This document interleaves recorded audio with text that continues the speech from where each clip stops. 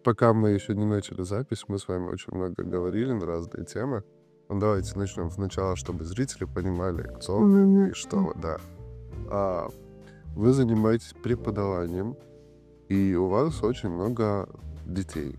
И а, если так посмотреть, то ну, всех ваших детей, всех ваших учеников я и некоторых лично знаю, и в интернете очень много про них и информации, и выступлений, и все.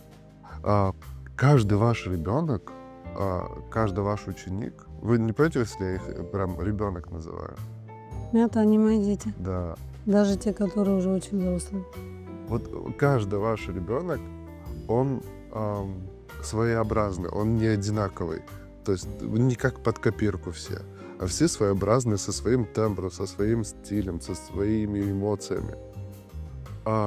Как у вас, ну вот как вы работаете с детьми, что вы, получается, открываете его индивидуальность? Потому что, как я помню, я в детстве ходил в музыкальную школу, и там в основном все под копирку. Всех пытаются под какой-то один стандарт. А у вас есть этот стандарт? Конечно, обязательно каждому ученику должен быть индивидуальный подход. Приходит новый человек, новый голос, новый внутренний мир, новые задачи, запросы, вообще характер. И ты начинаешь потихоньку узнавать этого человека, его способности, его мироощущения, его, конечно, природные данные и так далее. И строишь работу с ним именно так, как это подходит для него, чтобы получить максимальный результат. Потому что если мы будем делать все с каждым одинаково, это в принципе не получится. Почему? То есть не получится результата, не получится каких-то достижений. Потому что то, что подходит одному, не подходит другому. И вот у меня есть моя методика, которую я сама разработала.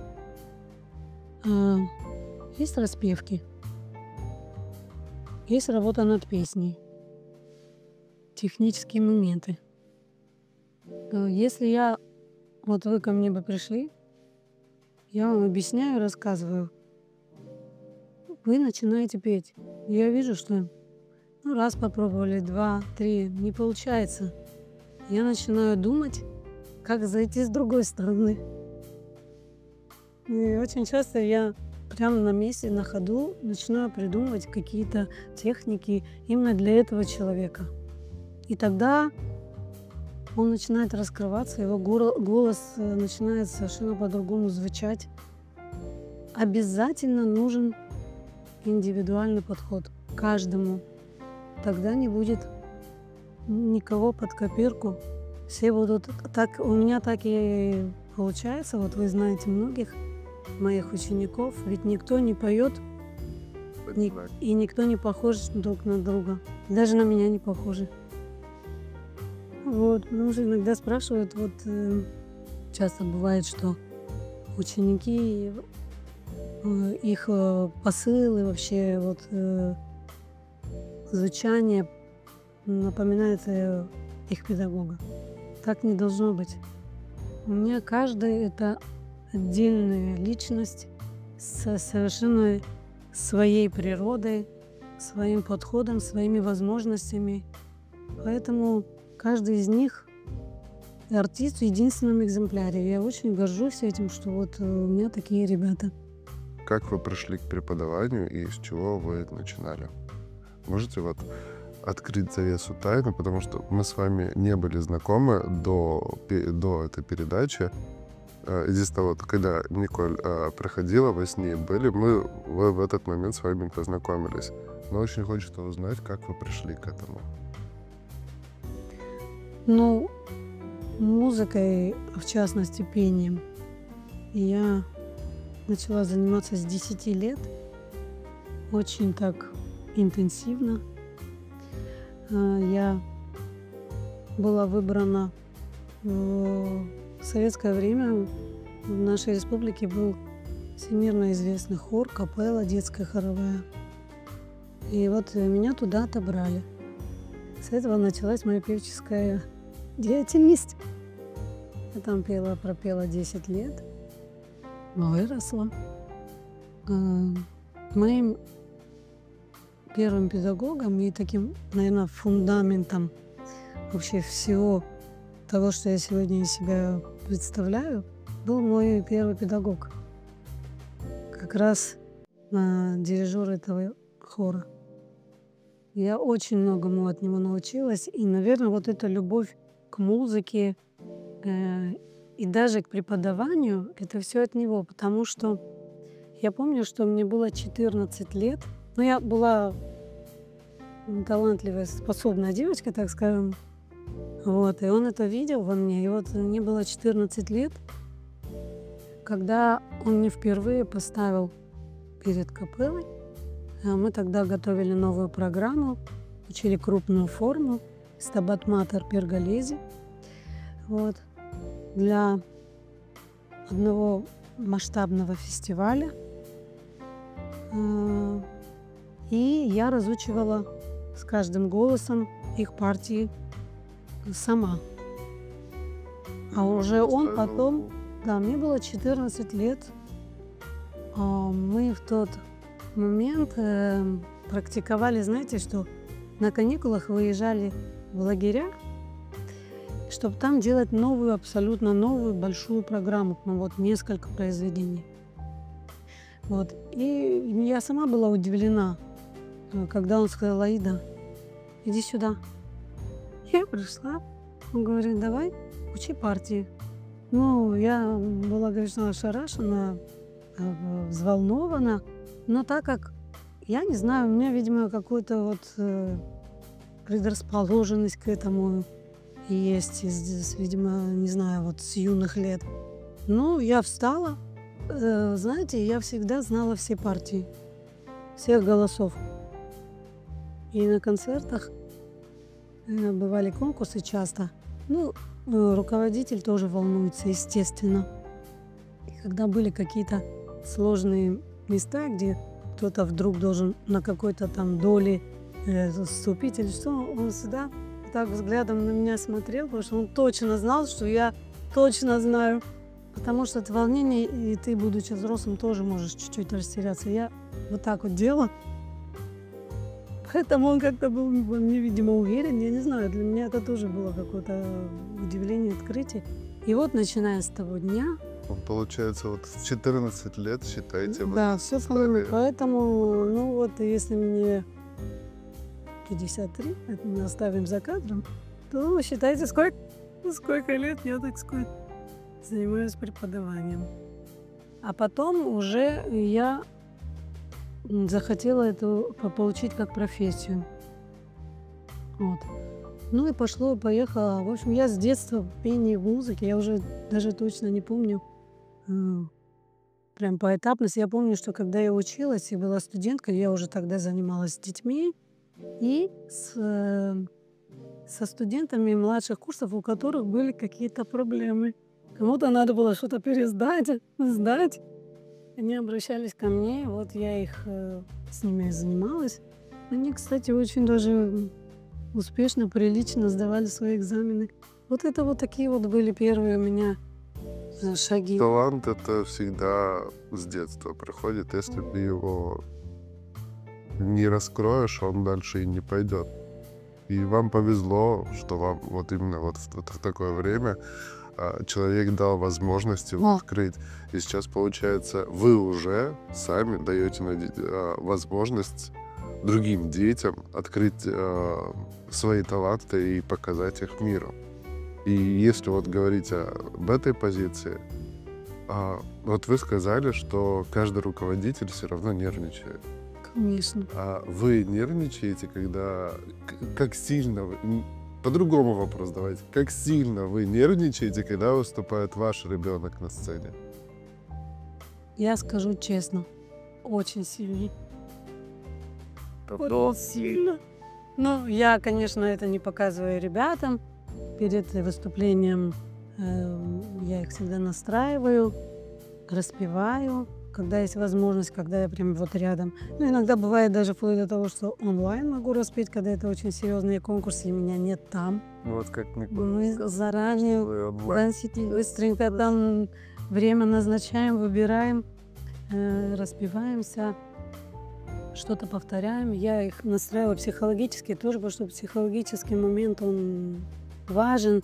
Знаете, как бы ты прекрасно не пел, если ты морально и психологически не готов или не можешь собраться, это может все развалиться из-за волнения. Поэтому, конечно же, я их настраиваю. Когда они уже выходят на сцену, тогда я даю волю своим чувствам и начинаю очень сильно волноваться. Но после волнения наступает, знаете, она сменяется гордостью. Ну, скажу честно. Потому что, ну, обычно они всегда хорошо выступают. И, конечно, это неописуемое вот чувство моей гордости. Это тот момент, когда ты понимаешь, что твои труды вообще не напрасны. Это наоборот очень многого стоит. И вот хотел спросить, ваши ученики, ваши дети, скажем, они идут дальше? То есть после, скажем так, вы тот трамплин, который им позволяет пойти дальше. Многие ли ваши дети идут дальше именно по профессии артиста? М, То есть Многие дети, поступить в университет, в школу. в основном сейчас все ребята, которые у меня учатся, или готовятся поступать и связать свою жизнь с этой профессией, или уже учатся, или уже артисты и певцы. Я хочу сказать, что я всегда это отмечаю и хочу еще раз это отметить, что певец настоящий, он всегда хочет совершенствоваться и улучшать все свои умения, свой талант, становиться лучше, круче, интереснее. И вот честь и хвала тем ребятам, которые уже будучи, так скажем, действующими певцами, все еще хотят и ходят ко мне заниматься. Я несказанно рада, потому что нет у меня ни одного, кто сказал бы, да я уже, в принципе, все умею, зачем мне учитель. Как мы знаем, Можно постоянно. да, нет предела совершенству в вокальном искусстве. Нет. И как мы знаем, даже великие, всемирно известные певицы имеют до сих пор своих педагогов. Например, такие как Селин Дион. Уж казалось бы, куда там еще лучше, краше, выше. Вот так она с уважением и с любовью относится к своей профессии. И она хочет еще совершенствоваться. Она не хочет свою планку сбавить, потому что возраст, он тоже откладывает свой отпечаток. И кто бы как ни говорил, но все равно голос с возрастом немного видоизменяется. Мы же, если будем говорить по телефону с человеком, понимаем, это подросток, это 30-летний или 70. Почему мы понимаем, даже если это незнакомый человек? Потому что голос все равно меняется с годами. И вот чтобы держать себя в форме и максимально презентабельно выглядеть, раз уж человек продолжает находиться в этой профессии, вот такие уважающие себя прежде всего и свою профессию люди, они хотят и посещают иногда своих педагогов. Также очень многие певцы, известные, знаменитые, которые, когда идут на студию записывать песню, они обязательно берут с собой человека, которому доверяют, которого уважают как профессионала. Потому что только со стороны можно точно сказать, насколько хорошо ты спел ту или иную фразу, насколько ты ее пережил, насколько ты прозвучал. Иногда можно потеряться чуть-чуть, чего-то не расслышать, не дослышать, когда ты записываешься в наушниках и все прочее. Но вот это профессионализм, понимаете? Не те, кто там говорят, что да я все знаю, зачем мне да я преподавать? да, зачем нужно Я уже на самому. Ну, вот это дорога в никуда. Ну, как минимум, человек застрянет там, куда дошел, и не пойдет дальше. Потому что все-таки только профессионал может нам подсказать какие-то наши неточности, грехи, раскрыть еще что-то большее в нас, то, о чем мы даже и не представляли. Что у меня очень часто такое бывает, когда мои ученики говорят: Артёмовна, я никогда даже не думала, что я могу там петь, тут внизу петь, так наверху петь, или вот вообще какое-то произведение, которое я никогда не думала, что я это произведение смогу спеть. Ну, То есть, типа, вот, я думал, у меня вот такой диапазон, оказывается, у меня вот такой диапазон. да, но спеть это еще не только чисто технически суметь это сделать. Это целый мир. То есть можно красиво звучать, вот стоять и голосить красиво. Но это не артист, и это не певец. Это вокалист, так скажем. Чуть. Ну, для меня это чуть суховато звучит, потому что кроме техники есть еще много чего. И артистизм, вот, я, как говорила, погружение в историю. Ты должен петь от своего лица. Если ты не можешь этого сделать, то эта песня никогда не сможет откликнуться в сердцах слушателей. Это вот как было сказано, не помню кем и где, была произнесена фраза «звукоизвлекающее существо». Нельзя быть звукоизвлекающим существом, надо быть артистом, надо быть личностью. Потому что артист — это в первую очередь личность, которая несет свою идею, свое видение мира. И если ты, получается, не несешь этого всего, то ты просто звукоизвлекающее существо. Да, можно натренировать, знаете, многих. Вот, чтобы это был звук какой-то, как сейчас принято говорить, правильный, красивый. Но если в нем нет никакой ни души, ни сердца, ни подачи, ни артистизма, это, ну, просто вот как вы сказали. Вы еще сказали, что все ученики ваши идут дальше, они поступают в университеты, в школы, приходят к другим преподавателям за рубежом, допустим, да? И это они приходят туда уже практически готовыми к чему-то новому, с огромным пластом уже своей базы, огромной базы. Часто ли бывает такое, что новые люди, которые с ними работают, могут спросить: кто твой преподаватель? И как они отзываются о вас, смотря через призму ваших учеников? Ну, на самом деле, они не могут спросить, они спрашивают. И со многими я знакома, потому что обычно это всегда их инициатива. Но сейчас я как-то уже к этому привыкла, и я уже многих как бы знаю, мы знакомы. Но поначалу для меня это было, конечно, немного удивительно. Мне вдруг из Москвы звонит педагог, взяла телефон моего ученика, звонит и выражает свое восхищение, заинтересованность, просит приехать дать мастер-класс педагогам. Ну, для меня сначала это было очень удивительно, как-то приятно, естественно, волнительно.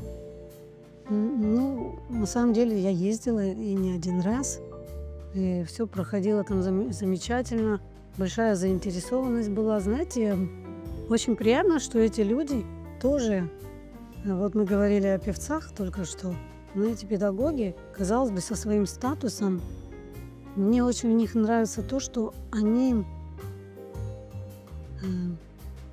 не преподносят себя так, что, ну, зачем я? Я здесь. Вот, Ты вот, педагог из Сухума, вот из такой. Абхазии, да. Нет, вот меня это прежде всего поразило, удивило, насколько они и простые, и, знаете, как бы правильно сказать, не знаю, жадные до знаний.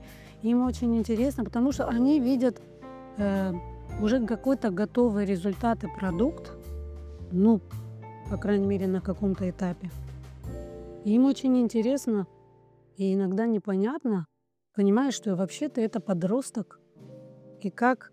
Мне часто задавали вопрос, Аида Артемовна, как вы вот из подростков делаете вот так поющих? Потому что когда к тебе уже более взрослый приходит человек, это другая история.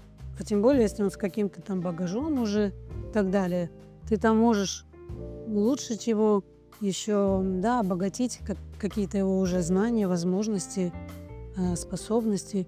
А ко мне приходят, ну, с нулевыми знаниями ребята. Причем это действительно подростки. И вот это сложно, ведь взрослому легче понимать некоторые моменты, чем ребенку. Но тем не менее, вот как-то я вывела такую формулу, которая помогает успешно справляться с этой задачей. И, ну вот, как вы видите, у ребят моих такого возраста вот уже достаточно серьезные успехи и достижения. Я, конечно, несказанно рада этому. Но их всех объединяет, знаете что? Они горят этим. Вот эта вот любовь к нашему делу и преданность. Самая главная черта. Они очень преданы нашему делу. Я думаю, что это очень важный факт. В каждой творческой профессии, если ты не горишь, то ты этого не делаешь. Тоже касается абсолютно вообще Да, всех да, профессий, да. особенно музыка, кино, то есть сценарии какие-то писать. Если ты не горишь этим, у тебя, во-первых, получится неинтересно, шаблонно и отвратительно, скажем так. Слушай, Поэтому я с вами полностью согласен, что если ты не горишь, что лучше тебе этим даже и не заниматься. Но у нас в Абхазии с музыкальной индустрией, скажем так, она не самая, как это правильно тоже сформулировать не могу. У нас в Абхазии индустрия музыкальная, она не так, чтобы очень сильно развита. У нас есть свои музыканты, у нас преподаватели, у нас есть какие-то лейблы, но так, чтобы это было с прям популярной культурой, у нас такого нет. Как, вот на ваш взгляд, нам нужно поступить, чтобы привести нашу музыку, ту же самую национальную музыку, до состояния популярной культуры, вот хотя бы внутри Абхазии? какой каверзный вопрос вы мне задали сейчас. Это не то чтобы каверзно, это моя боль, потому что я знаю то, что у нас очень много талантливых людей. Те же самые хип-хоперы, из поп-музыки. У нас есть рок-группы талантливые, молодые. Но получается так, что все это делается в стол. Это не выходит за какие-то маленькие рамки. Это не становится популярно. На ваш взгляд, как можно это исправить? Как это можно популяризировать? Ну, проблема отцов и детей существовала Это постоянная проблема. с начала сотворения мира, наверное. Вот. Поэтому кардинально тут вопрос все равно не решится, естественно. Но все равно Ну, какие-то Что маленькие я хочу вам шажки. сказать? Самая важная задача и проблема – это все, что делается сейчас в разных направлениях, чтобы это было качественно. У нас вообще проблема в качестве. У нас каждый человек считает, что он певец. Понимаете, это же целая профессия, люди годами этому учатся. А у нас совершенно другой подход к этому. Я не говорю, что все должны идти учиться этому делу, но позиционировать себя как певцы, которые несут культуру, действительно, они должны иметь хоть какое-то образование. Петь любят, в основном, можно сказать, все люди, огромное количество людей. Ну, я сам пою дома на кухне. И вот. Можно петь дома на кухне, можно петь в компании друзей, можно петь на застолье, на природе. Просто не нужно, если ты хочешь стать на сцену, у нас чуть-чуть вот это, знаете, сцена — это для артиста что-то такое вот святое. У нас потеряно вот это ощущение, понимаете, того, что, чтобы я поднялся на эту сцену, я должен пройти какие-то этапы и хоть как-то быть этого достоин. Своим образованием, каким-то умением, талантом. Много факторов. Понимаете?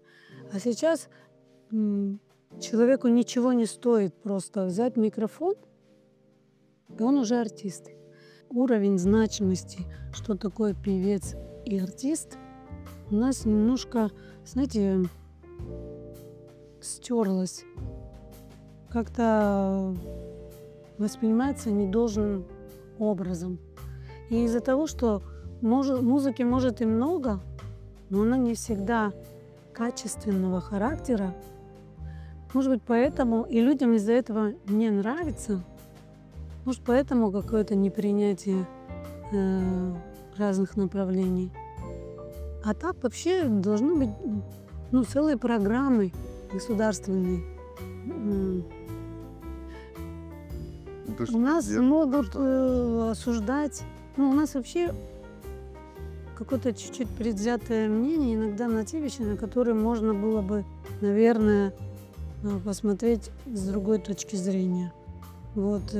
Танцы существуют на самом деле не только народные, но и современные. Но когда наша молодежь начинает танцевать современные танцы, они получают просто шквал негодования, осуждения, оскорбления. Я просто знаю таких ребят и знаю, что происходило с ними, когда они, видите ли, позволили себе какую-то соответствующую этим танцам одежду. Поверьте мне, там не было ничего непозволительного. Но, тем не менее, это было непривычно, может быть, нашим каким-то исконным традициям. И они огромное осуждение получили. И это сбивает и ломает молодежь, которая хочет еще что-то делать, кроме уже общепринятого, кроме привычного. У нас есть наше привычное, у нас есть наше старое. То, что к нам пришло давным-давно. У нас огромная культура, у нас очень старая культура. Но она же должна развиваться, она же должна быть усовремененной. Должна стоять такой же, какой она была 150-200 лет назад. Она должна быть современной. Чтобы людям нравилось, чтобы молодежь это признавала, чтобы она этим занималась, она должна быть современной. У нас новые технологии, у нас новые возможности, у нас куча талантливых людей. Но мы не можем усовременить это, потому что очень много камней сейчас полетит в мою сторону. У нас старшее поколение не дает нам иногда развиваться. У нас бывают очень часто моменты, те же самые музыканты, те же самые режиссеров я очень много знаю. Людей творческой профессии, сейчас я не буду их имена называть, но дома за чашечкой чая или кофе мы, когда сидим и обсуждаем нашу боль, наша основная боль, то, что старшее поколение считает, что хащероп, что это нельзя, что надо по-другому делать, в том, что нет, так сложно, так должно идти дальше. А усовременить, пройти вперед. Почему мы не можем этого сделать? Почему у нас нет поддержки этой? Это вопрос даже не к вам, наверное, это вопрос, в принципе, нашим зрителям, которые смотрят, которые слушают. Крик молодежи услышьте. Мы хотим развиваться, мы хотим быть современными. Я считаю, что каждый должен заниматься своим. То есть есть огромное количество людей, которые и любят, и проповедуют своим творчеством национальную культуру. Есть люди, и должны быть люди, которые будут заниматься чем-то другим. Одно другому мешать не должно. Но самый главный вопрос – это в качестве. Понимаете? В качестве. Когда это качественный продукт, он может, если не сразу для кого-то, так как к этому, может быть, нужно привыкнуть, если мы говорим о взрослом поколении.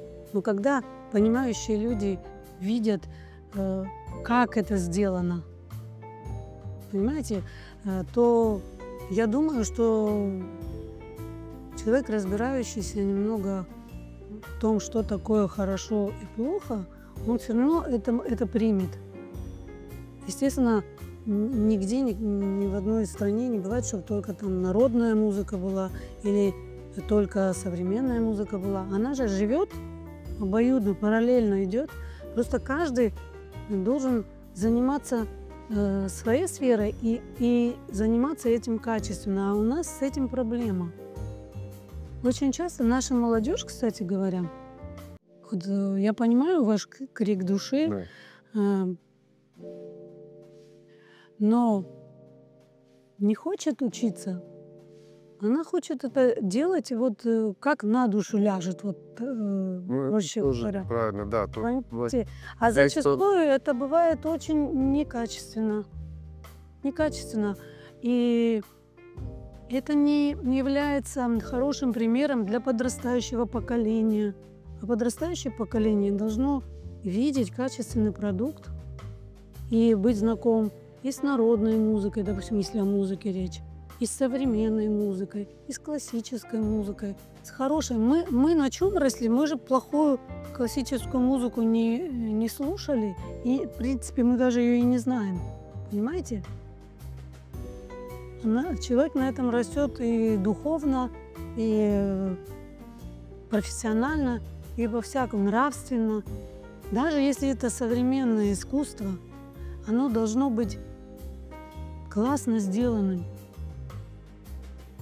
И по посылу, и по стилистике, и по энергетике, и по артистизму. Много там пунктов, понимаете?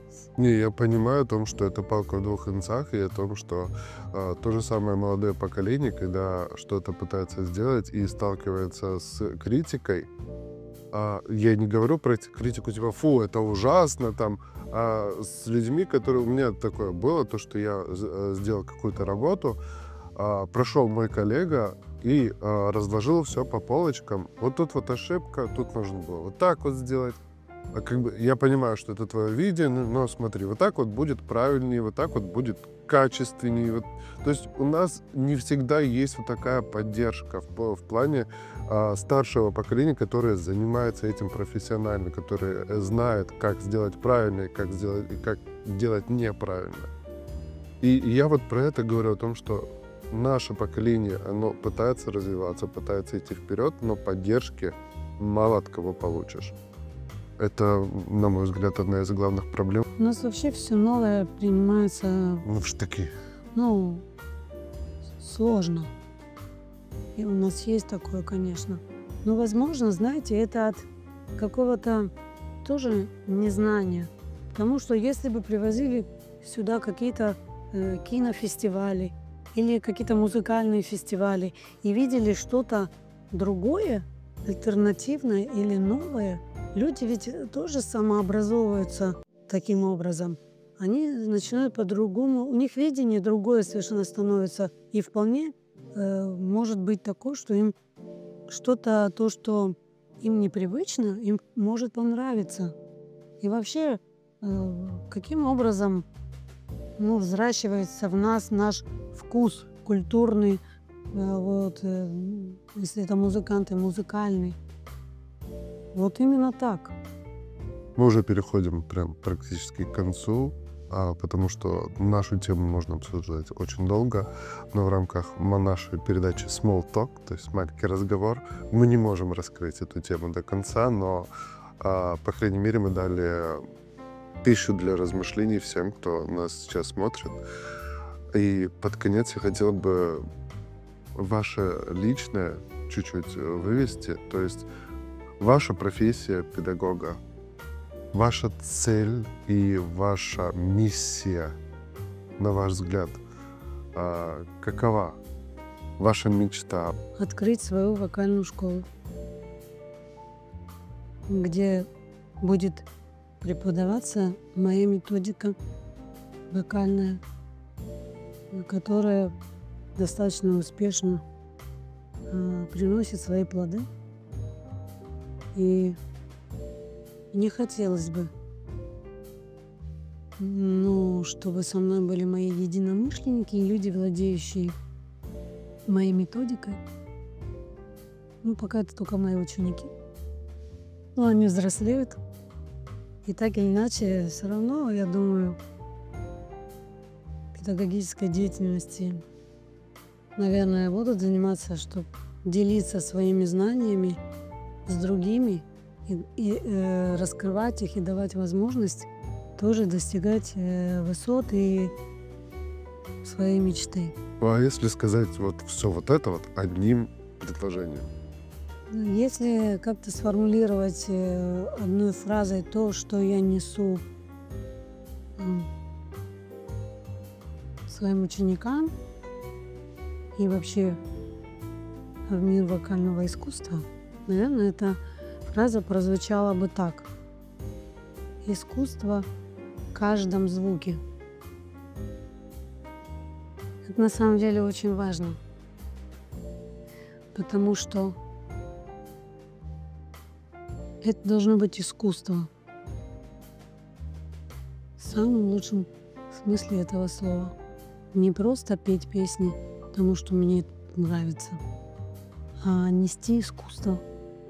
И этому я учу своих ребят. Даже добавить ничего. Мы смогли с вами сейчас поговорить объемно, насколько возможно в данном формате. Я уверен, что мы не один раз с вами еще увидимся и не один раз будем обсуждать эту тему. Но на данный момент, мне кажется, мы с вами очень даже приятно и широко обсудили нашу тему. Спасибо огромное. Еще раз спасибо и вам. С удовольствием еще с вами встречусь, и всегда найдутся еще новые насущные какие-то интересующие вопросы, которые, возможно, мы с вами сможем обсудить. С удовольствием. Спасибо большое.